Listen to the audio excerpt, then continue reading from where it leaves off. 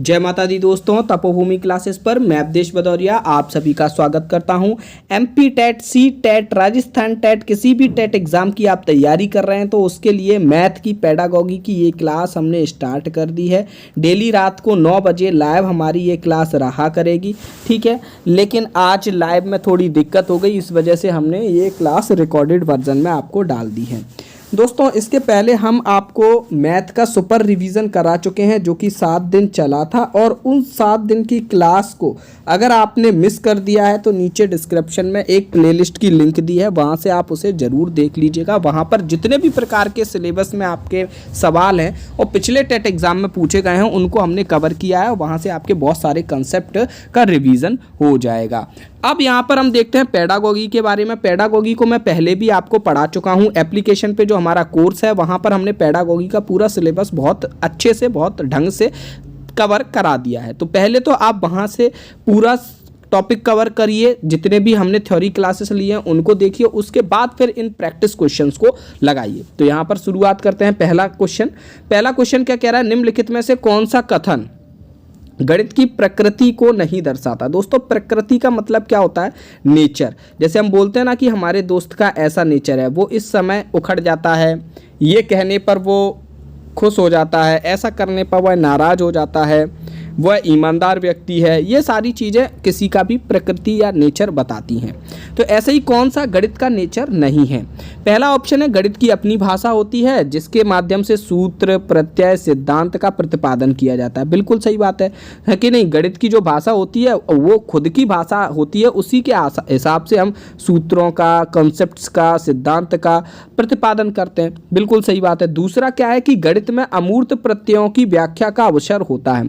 देखो यहाँ पर दोस्तों, आप एक एक शब्द की ओर जरूर ध्यान दीजिएगा कि जो भी शब्द आते जाते हैं शुरुआत में आपको थोड़ा कठिनाई आएगी एक एक शब्द पर ध्यान देने में, उसके बाद वही शब्द आपके रिपीट होने लगेंगे और आपको पेडागॉगी, सीडीपी, ये सारी चीजें बहुत ही सरल लगने लगेंगी। तो यहाँ पर जो अमूर्त शब्द है इसका अर्थ समझेंगे। अमूर्त का मतलब क्या होता है? ऐसी चीजें जो हमको सामने नहीं है, हमारे आंखों के सामने नहीं है, लेकिन फिर भी हम उनके बारे में सोच रहे हैं, उनके बारे में बात कर रहे हैं, तो वो एक तरीके का अमूर्त अध्ययन हो गया, ठीक है। अमूर्त चर्चा हो गई एक तरीके की, ठीक है। या ऐसी चीज़ें जिनके जो हमको फिजिकली रूप से सामने नहीं है हमारे, ठीक है, लेकिन फिर भी हम उनके बारे में देख रहे हैं, उनके बारे में सवाल हल कर रहे हैं। जैसे गणित में देखें तो वो सब अमूर्त अध्ययन हो जाता है। जैसे अगर आप बीज गणित देखोगे, अलजेब्रा देखोगे, जहाँ पर एक्स, वाई, यानी कि वहाँ तो आपकी संख्याएं भी नहीं रहती, वहाँ तो इतना अमूर्तीकरण है, ठीक है। तो ये अमूर्त प्रत्ययों की व्याख्या का अवसर हमें कहाँ मिलता है? गणित में ही मिलता है। ये बात भी सही है। तीसरा है, गणित में सामान्यीकरण का क्षेत्र संकुचित होता है। तो देखिए, गणित एक ऐसा विषय है जहाँ पर किसी भी चीज़ का जब हम सामान्यीकरण, जनरलाइजेशन करेंगे तो वह क्षेत्र संकुचित नहीं होगा, वो व्यापक होगा। और वैसे भी अगर किसी का आप सामान्यीकरण कर रहे हो तो सामान्यीकरण कभी भी आपका संकुचित नहीं होगा, सामान्यीकरण आपका व्यापक ही होगा, ठीक है। तो यहाँ पर ये सी ऑप्शन हमारा, ये गणित की प्रकृति नहीं दर्शाता, तो यही हमारा उत्तर हो जाएगा। चौथा ऑप्शन आसान है कि संख्याएं, स्थान, मापन आदि गणित का आधार है। तो ये बिल्कुल बात सही है, ये गणित का आधार है। यहाँ पर आपको जब भी इस तरीके का प्रश्न आएगा तो आपको प्रश्न में करना क्या है? आपको प्रश्न में ये करना है कि जो ऑप्शन है उनको हटाते जाना है। तो गणित की प्रकृति को कौन दर्शाता है, ये बड़ा आसानी से दिखता जाएगा कि ये सब दर्शा रहा है। अब इसी में कहीं ना कहीं गड़बड़ होगा, तो यही हमारा उत्तर हो गया, ठीक है। तो इस तरीके से आपको सवालों को हल करना है। बढ़ते हैं अगले प्रश्न की ओर। दूसरा प्रश्न है हमारा, गणित की उन्नति तथा वृद्धि देश की संपन्नता से संबंधित है। ये गणित का किस तरीके का मूल्य है? मूल्य का मतलब होता है वैल्यू किसी चीज़ की। भैया ये कौन सी वैल्यू है? जैसे आपकी भी वैल्यू होती होगी, घर वालों के लिए आपकी वैल्यू क्या है कि आप जाके घर से बाजार से कोई सामान ले आए, ठीक है। आपके दोस्त के लिए आपकी वैल्यू क्या है कि आपने उसको 1 घंटे का समय दे दिया, कहीं उसके साथ घूमने चले गए, ठीक है। तो इस तरीके से अलग अलग लोगों के लिए आपकी अलग अलग वैल्यू हो सकती है। आपके घर में कोई छोटा बच्चा है, उसके लिए आपकी वैल्यू ये है कि मान के चलिए आप उसे पढ़ा रहे हैं, ठीक है। तो सबके लिए आपकी अलग अलग वैल्यू होती है। ऐसे ही गणित जब देश की उन्नति करता है, वृद्धि करता है, देश की संपन्नता से संबंधित है गणित की उन्नति, यानी कि जब अगर लोग ज़्यादा गणित पढ़ेंगे, उनका दिमाग खुलेगा, तो वो ज़्यादा अच्छा काम कर पाएंगे, है ना। तो देश की उन्नति और वृद्धि, देश की संपन्नता से संबंधित है गणित। अब ये गणित का कौन सा मूल्य है बताओ? ये गणित का नैतिक मूल्य है, कलात्मक मूल्य है, अनुशासनात्मक मूल्य है या सामाजिक मूल्य है? तो ये गणित का एक सामाजिक मूल्य है कि देखो, समाज में जितने ज़्यादा लोग गणित पढ़ेंगे उतना ही समाज का भला होगा। ठीक है, देश की उन्नति की बात ही तो की जा रही है। ठीक है, तो हमारा ए ऑप्शन हो जाएगा। नैतिक मूल्य आप समझते हैं, नैतिक यानी मोरल। ठीक है, कोई ऐसी चीज़ें जैसे ईमानदारी हो गई, ये आपका एक नैतिक मूल्य हो गया। कलात्मक आप समझते ही हैं, कला से रिलेटेड। अनुशासनात्मक भी आप समझते हैं, ठीक है, डिसिप्लिन। तो ये हमारा सामाजिक मूल्य है। तो गणित में सभी प्रकार के मूल्य हो सकते हैं, लेकिन ये जो बात की जा रही है ये हमारे गणित के सामाजिक मूल्य की बात की जा रही है। तीसरे प्रश्न की ओर अगर हम जाएंगे तो तीसरा प्रश्न कह रहा है, नीचे दिए गए कथनों में से कौन सा कथन गणित की विशेषता को सही नहीं दर्शाता है? सबसे पहले ये नहीं जरूर देख लिया करो आप। रीट एग्जाम 2017 का प्रश्न है, गणित विचारों का तार्किक विज्ञान है। ये बात बिल्कुल भी सही है, तार्किक ही है, लॉजिकल ही है हमारा गणित। दूसरा है, गणित मनुष्य के मस्तिष्क में तर्क की आदत को बनाने का मार्ग है। बिल्कुल सही है, गणित के माध्यम से ही हम तर्क करने की आदत सीखते हैं। तीसरा है, गणित अमूर्त विज्ञान नहीं है। बिल्कुल गलत कह रहे हैं, गणित अमूर्त विज्ञान क्यों नहीं है? गणित अमूर्त से अमूर्त की ओर हम जाते हैं प्राइमरी लेवल पे, और फिर बाद में हम अमूर्त का ही अध्ययन करते हैं। भयंकर गणित में अगर हायर लेवल पे जाएंगे तो सब कुछ अमूर्त का ही अध्ययन है। चौथा ऑप्शन है, गणित को संख्या एवं स्थान के विज्ञान के रूप में परिभाषित किया गया। संख्या एवं स्थान, बिल्कुल सही बात है, ये बात भी बिल्कुल सही है, डी। ठीक है, हमें गलत बताना था तो सी ऑप्शन हमारा गलत हो जाएगा। ठीक है, हमें गलत बताना था तो ये हमारा उत्तर हो जाएगा। बढ़ते हैं अगले प्रश्न की ओर, चौथे प्रश्न की ओर। निम्नलिखित में से कौन सा कथन गणित के पाठ्यक्रम निर्माण को अच्छी तरीके से नहीं दर्शाता है? यहाँ पर फिर से नहीं आ गया है। ठीक है, कौन सा कथन नहीं दर्शाता है? पहला कथन क्या है? गणित का पाठ्यक्रम विद्यार्थी केंद्रित होना चाहिए। बिल्कुल सही बात है, विद्यार्थी के केंद्रित होना चाहिए, आखिरकार पढ़ाना तो विद्यार्थी को ही है। गणित का पाठ्यक्रम क्रिया आधारित होना चाहिए। बिल्कुल सही है, अगर आप एनसीएफ पढ़ोगे तो उसमें शुरुआत में यही है कि बच्चों के जो कक्षा है उसको बाहरी जीवन से जोड़ा जाना है, बच्चों के अध्ययन को बाहरी जीवन से जोड़ना है, यानी कि क्रिया आधारित करना है, एक्टिविटी बेस्ड होना चाहिए। ठीक है, तो ये तो बिल्कुल सही बात है, कोई भी पाठ्यक्रम बनाएंगे उसमें एक्टिविटी जरूर होनी चाहिए। ठीक है, अगला है, गणित का पाठ्यक्रम मनोवैज्ञानिक एवं तार्किक ढंग से व्यवस्थित होना चाहिए। ये बात भी बिल्कुल सही है। चौथा है कि गणित का पाठ्यक्रम गणित अध्यापक की सहमति को आवश्यक नहीं मानता। ऐसा नहीं है, गणित अध्यापकों की सहमति को आवश्यक क्यों नहीं मानेगा भैया? जब भी पाठ्यक्रम डिजाइन किया जाएगा तब भी वहां पर शिक्षाविदों की ही राय ली जाएगी, शिक्षाविद ही पाठ्यक्रम को तय करेंगे। तो ऐसा नहीं है कि उसमें अध्यापक की कोई भूमिका ही नहीं होती। ठीक है, तो बाकी के तीन ऑप्शन बिल्कुल सही हैं कि हाँ ये पाठ्यक्रम की विशेषता को बताते हैं, लेकिन ये ऑप्शन थोड़ा ऐसा है जो कि पाठ्यक्रम की विशेषता नहीं हो सकती। तो हमारा डी ऑप्शन सही हो जाएगा क्योंकि नहीं पूछा गया था। आगे बढ़ते हैं, आगे पांचवा सवाल है, विद्यालयों में गणित शिक्षण का मुख्य लक्ष्य क्या है? कि जो विद्यालय होते हैं उसमें गणित शिक्षण का मुख्य, यहाँ पर मुख्य पूछा है।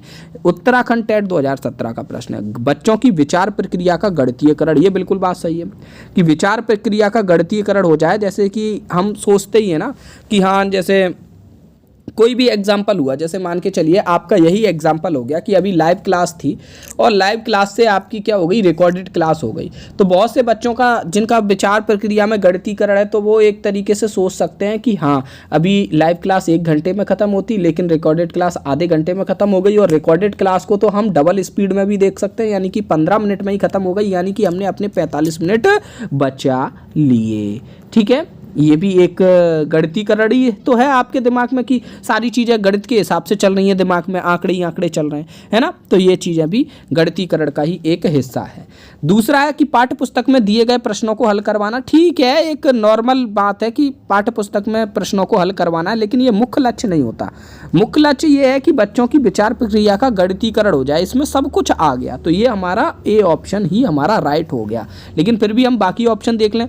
बच्चों को रोजगार योग्य बनाना, ये भी एक लक्ष्य है, लेकिन ये पूरा अकेला गणित का ही लक्ष्य नहीं है। बच्चों का गणित से मनोरंजन कराना, ये बात भी सही है, ये भी एक लक्ष्य है, लेकिन ये इतने दमदार नहीं है जितना कि ये है। बच्चों की प्रक्रिया का, विचार प्रक्रिया का गणितीकरण।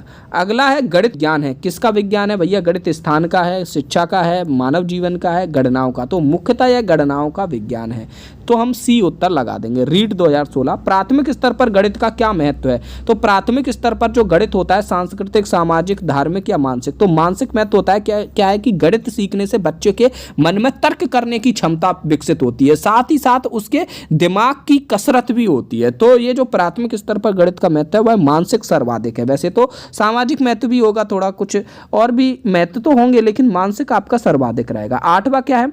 मनुष्य के जीवन की गतिविधियों में गणित का सर्वाधिक उपयोग होता है, वह कौन सी है? देखो कौन सी गतिविधियों में गणित का सबसे ज्यादा उपयोग होता है? तो सबसे पहले तो यहां देखो सांस्कृतिक दे रहे हैं, फिर मनोवैज्ञानिक, सामाजिक, आर्थिक। इसका मतलब ये नहीं है कि मनोवैज्ञानिक गतिविधियों में गणित का उपयोग नहीं होता, मनोवैज्ञानिक गतिविधियों में भी गणित का उपयोग होता है, सामाजिक गतिविधियों में भी होता है, सांस्कृतिक गतिविधियों में भी होता है और आर्थिक गतिविधियों में भी होता है।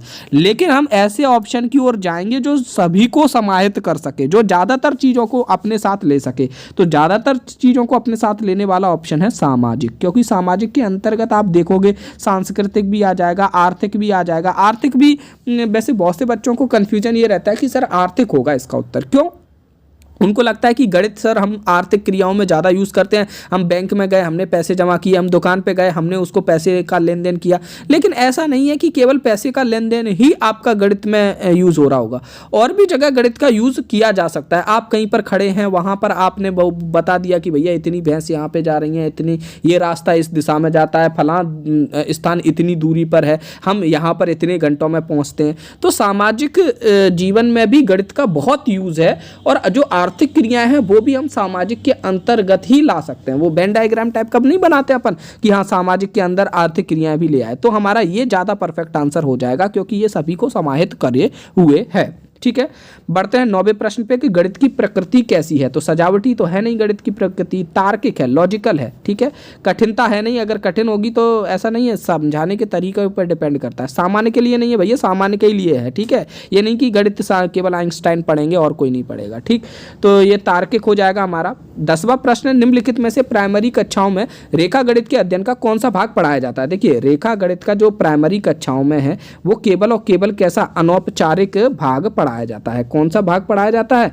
अनौपचारिक। एक होता है औपचारिक फॉर्मल, एक होता है इनफॉर्मल अनौपचारिक रेखा गणित। अनौपचारिक का मतलब क्या है? बस हम इतना बता दिया कि बच्चों ये गोल होता है, ये देखो ये बॉल है, ये गोल है। ठीक है, अभी उनको हम और ज़्यादा स्पष्टीकरण नहीं दे रहे गोलाई के बारे में, हम ये बता रहे हैं कि ये देखो बॉल गोल है, तो वो देखेंगे हाथ में, अच्छा ऐसी चीज़ गोल होती है। ठीक है, हम कहेंगे ये देखो ये छड़ है, इसकी लंबाई ये देखो लंबी है, ये कम लंबी है, ये ज़्यादा लंबी है। अभी हम उसको और ज़्यादा डिटेलिंग नहीं सिखाएंगे, बस इतना सिखाएंगे थोड़ी थोड़ी तुलना, मतलब अनौपचारिक कि ये देखो ये त्रिभुज जैसी आकृति बन रही है। ठीक है, बस और ज़्यादा डिटेलिंग नहीं समझाएंगे कि हम इसमें कोण निकालना समझाएं, समबाहु विषमबाहु समझाएं। ठीक है, इतनी चीज़ें नहीं बताएंगे, हम अनौपचारिक रेखा गणित ही पढ़ाएंगे उसको। ठीक है, शुरुआत में तो अंक गणित का ही विशेष महत्व होता है, लेकिन हम रेखा गणित का भी अनौपचारिक ज्ञान दे देते हैं, और हम बीज गणित की दिशा में भी उसका दिमाग को दौड़ाने का प्रयास करते हैं। हम मूर्त से अमूर्त की ओर उसको ले जाने का प्रयास करते हैं प्राथमिक स्तर पर। ठीक है, तो ये कुछ प्रमुख चीज़ें होती हैं। तो यहाँ पर उत्तर क्या हो जाएगा? बी उत्तर हो जाएगा। बढ़ते हैं अगले पर 11वें प्रश्न पर। एनसीएफ 2005 के अनुसार गणित शिक्षण कैसा होना चाहिए? बालक केंद्रित होना चाहिए, बिल्कुल सही बात है। शिक्षक केंद्रित तो नहीं, कैसे पाठ्य पुस्तक आधारित है, लेकिन देखो क्रिया पर आधारित ज़्यादा सही है ना, क्रिया पर आधारित ज़्यादा सही है। तो यहाँ पर बालक केंद्रित सबसे ज़्यादा महत्वपूर्ण हो जाएगा हमारा। तो यहाँ पर उत्तर क्या हो जाएगा? बालक केंद्रित हमारा उत्तर हो जाएगा। ठीक है, अब ये जरूरी नहीं है कि देखियो गणित शिक्षण बिल्कुल पाठ्य पुस्तक पर आधारित हो, क्रियाओं पर आधारित होना चाहिए, वहां से आप मदद ले सकते हैं। ठीक है, 12वें प्रश्न की ओर जाते हैं। गणित की पाठ्य पुस्तक का आवश्यक अंग क्या है? जो गणित की पाठ्य पुस्तक होती है उसका सबसे आवश्यक अंग क्या है? अवधारणाओं का स्पष्टीकरण, अवधारणाओं की क्रमबद्धता, अवधारणाओं को व्यवहारिक जीवन से जोड़ना, या उपरोक्त सभी। तो यहाँ पर तो बहुत ही सिंपल लग रहा है, ये सारी ही चीज़ें होनी चाहिए। एक तो देखो जो आपकी कंसेप्ट हैं, जो अवधारणाएं हैं वो स्पष्ट होनी चाहिए, क्रम से होनी चाहिए। ये नहीं है कि पहले हमने गुणा सिखा दिया उसके बाद हम जोड़ सिखाने बैठ रहे हैं बच्चों को, है कि नहीं। तो क्रम होना चाहिए, क्रमबद्धता, और व्यवहारिक जीवन से उसका जुड़ाव जरूर होना चाहिए। ये तो एनसीएफ शुरू में ही आपको बोल रहा है। तो ये सारी चीज़ें होनी चाहिए, आपकी पाठ्यपुस्तक का आवश्यक अंग होना चाहिए। बिहार टेट 2011 में ये पूछा गया प्रश्न है। 13वें प्रश्न की ओर जाते हैं। एनसीएफ 2005 किस पे बल देता है? रटने पे देगा भाई? नहीं, करके सीखने पे देगा। बिल्कुल सही बात है, करके सीखने पर बल दे रहा है। सूत्र याद करने पे नहीं, सवाल हल करने पे नहीं, करके एक्टिविटी बेस्ड लर्निंग को वो बल दे रहा है। 14वां प्रश्न है, गणित ज्ञान का निश्चित तथा ठोस आधार होता है। यह कथन गणित की किस प्रकृति की ओर इंगित करता है? ये जो कह रहे हैं कि गणित ज्ञान का निश्चित है वह ठोस आधार होता है, ये कौन सा नेचर है गणित का? कि गणित कठिन है? नहीं। गणित अलंकारिक यानी कि सजा सजाया है? नहीं। गणित तार्किक है। बिल्कुल सही बात है, गणित की एक क्या है? प्रकृति है। देखो वैसे ऊपर की दो तो गणित की प्रकृति होती ही नहीं है, ठीक है। और तार्किक गणित की एक मूल प्रकृति है। आलोचनात्मक गणित की प्रकृति कहीं कहीं हो सकती है लेकिन बहुत ही रेयर है, ठीक है। और यहाँ पर ये जो कह रहे हैं कि ये ज्ञान का निश्चित व ठोस आधार है, ये आपकी तार्किक प्रकृति को दर्शाता है कि यहाँ से आप निश्चित तौर पर ज्ञान की प्राप्ति कर सकते हैं, वो भी एग्जैक्ट तरीके से, ठीक है। ये नहीं कि हाँ ऐसा भी हो सकता है वैसा भी हो सकता है, सकने वाली बात नहीं है, वहाँ तो है। चलो बढ़ते हैं 15वें प्रश्न पे। 15वां प्रश्न क्या कह रहा है? गणित शिक्षण का जो मुख्य उद्देश्य है वो क्या है? सवाल हल करने की क्षमता का विकास करना? नहीं भैया, ये तो बहुत छोटी चीज़ है। सूत्र याद करने की क्षमता, याद करने की बात कर दी, गलत, वैसे ही हटा दो। तार्किक ढंग से सोचने की क्षमता का विकास करना, यही हमारा उत्तर हो जाएगा, ठीक है। समस्याओं को हल करने की क्षमता का विकास करना, ये बात भी बिल्कुल सही है ना। देखो ये तो है, ये थोड़ा और नेक्स्ट लेवल हो गया। डी जो हो गया ना हमारा, डी हमारा क्या हो गया? नेक्स्ट लेवल हो गया। यहाँ पर सी और डी काफ़ी, अगर हम देखें सी और डी दोनों ही सही हैं, बहुत ही सॉलिड आंसर हैं ये सी और डी, ठीक है। कि समस्याओं को हल करने की क्षमता हमारे अंदर होनी चाहिए। अब समस्याओं में कैसी भी समस्या आ जाए हमारे पास, ठीक है, तो वो उसके लिए हमारा जो सोचने का ढंग है वो कैसा होना चाहिए? तार्किक। तो जहाँ पर भी तार्किक आ गया फिर हम उसको ज़्यादा प्रेफरेंस देंगे। तो हमने यहाँ पर सी ऑप्शन को ज़्यादा प्रेफरेंस दे दिया बजाय डी के, क्योंकि एक ही तो आंसर लगाना है, ठीक है। तो कभी कभी ऐसे नज़दीक के उत्तर भी आ जाते हैं। 16वां प्रश्न, सामान्यतः गणित सीखना कठिन है क्योंकि? देखिए सामान्यतः की बात कहा जा रहा है, सामान्यतः, ये नहीं है कि किसी विशेष व्यक्ति के लिए। अब आप कहो कि नहीं सर गणित सीखना कठिन है, ठीक है, हमारे लिए कठिन नहीं है, हमारे लिए बहुत सरल है, आप ये बोलो, ठीक है। तो यहाँ सामान्यता बोल रहे हैं कि सामान्यतः गणित सीखना कठिन है। क्यों? क्योंकि इसकी प्रकृति मूलतः अमूर्त है, ये बात बिल्कुल सही है। इसकी प्रकृति अमूर्त भी है आपकी, ठीक है। बच्चे से पढ़ना नहीं चाहते, शिक्षक पद्धति त्रुटिपूर्ण है, गणित के अच्छे शिक्षक उपलब्ध नहीं है। तो देखो ये ऐसी बात नहीं है कि ये विशेष तौर पर हो सकता है किसी जगह विशेष पर या फिर किसी क्लास विशेष पर जहाँ पर गणित के अच्छे शिक्षक उपलब्ध नहीं है, ठीक है। शिक्षण पद्धति को तो बहुत सारे लोगों ने बनाया है, कहीं इसी से बहुत सारे लोग गणित सीख रहे हैं और कुछ लोग नहीं सीख पा रहे हैं, ठीक है। तो शिक्षण पद्धति हम त्रुटिपूर्ण नहीं मानेंगे, और हालांकि थोड़ी थोड़ी त्रुटियाँ हमेशा ही बनी रहती हैं, हमेशा बनी भी रहेंगी समय काल के हिसाब से, और धीमे धीमे इनमें सुधार किया ही जाता रहता है, ठीक है। बच्चे से पढ़ना नहीं चाहते हैं, ये हम उत्तर लगाना बिल्कुल भी सही नहीं है। इसकी प्रकृति मूलतः अमूर्त होती है। अमूर्त का मतलब है वो चीज़ें हमको दिखाई नहीं दे रही होती हैं, और वो जैसे कि मान के चलिए कुछ दूसरे विषय हैं जहाँ पर हमको सामने से दिखाई देती हैं कि ये चीज़ है भैया, ये सामने देख लीजिए। लेकिन गणित में ऐसा नहीं है, बहुत सी अवधारणाएं हैं, हम वस्तु को देख रहे हैं फिर उसके बारे में कुछ चीज़ें पढ़ रहे हैं, हम सोच रहे हैं इसका संपूर्ण पृष्ठ क्या होगा, इसकी त्रिज्या ये है तो इसकी परिधि क्या होगी। अब वो हम एग्जैक्ट नहीं देख पा रहे हैं, ठीक है, लेकिन फिर भी हम उसके बारे में विचार कर रहे हैं। पृथ्वी गोल होती है, उसकी त्रिज्या इतनी होती है, बताइए। वो हम जिस चीज़ को एग्जैक्टली व्यवहार में नहीं ला पा रहे हैं लेकिन फिर भी उसको हम पढ़ रहे हैं, तो उसकी प्रकृति जो है मूलतः अमूर्त है, ठीक है। हम जोड़ की अवधारणा है, भाग की अवधारणा है, इन सभी को समझ रहे हैं, फिर उनको जीवन में लाने की कोशिश देख रहे हैं कि वो भैया आपके वर्तमान जीवन में किस तरीके से संबंधित हैं। तो इसको क्या कहते हैं कि गणित मूलतः अमूर्त प्रकृति का है, इसलिए बच्चे थोड़े कंफ्यूज होते हैं, ठीक है। 17वां प्रश्न है, अमूर्तता, विशिष्टीकरण एवं व्यापीकरण किस विषय की समझ बढ़ाने के लिए उपयोग किया जाता है? देखिए अमूर्तता आप समझ ही गए कि क्या है। विशिष्टीकरण किसी एक विशेष चीज़ पर हम और अच्छे से उसको क्लियर, उसके सारी विशेषताओं के बारे में बता पाएँ, उसकी जितनी भी नेचर के बारे में समझा पाएँ, तो वो विशिष्टीकरण हो गया किसी एक को लेकर। और व्यापीकरण, ये दोनों ही एक दूसरे के विपरीत होते हैं, विशिष्टीकरण और व्यापीकरण, ठीक है। व्यापी यानी कि हम एक ही कंसेप्ट से सभी के बारे में बताने की कोशिश करते हैं कि ये सभी में काम कर रहा है, ठीक है, तो वो व्यापीकरण हो गया। और और विशिष्टीकरण किसी एक विशेष के बारे में हम ज़्यादा गौर करके समझाने लगे। तो ये किस विषय की समझ बढ़ाने के लिए उपयोग किया जाता है, तो ये सारे गणित की समझ को बढ़ाने के लिए उपयोग में किया जाता है। ठीक है, अमूर्तता आ गई, व्यापीकरण, विशिष्टीकरण, ये तीनों ही चीज़ें महत्वपूर्ण हो गई हमारे लिए गणित के अध्ययन में। ठीक, बढ़ते हैं अगले प्रश्न की ओर। बच्चों में गोलाई की अवधारणा धीरे धीरे विकसित होती है, ये कहाँ से होगी? विशिष्टीकरण से होगी, मूर्त से अमूर्त से की ओर होगी, व्यापीकरण से होगी, या कोई भी नहीं? तो यहाँ देखेंगे कि बच्चों में जो गोलाई की अवधारणा है, अब बच्चे नहीं जानते, ये आप भी जब छोटे होंगे आप नहीं जानते होंगे कि गोलाई किसे बोलते हैं।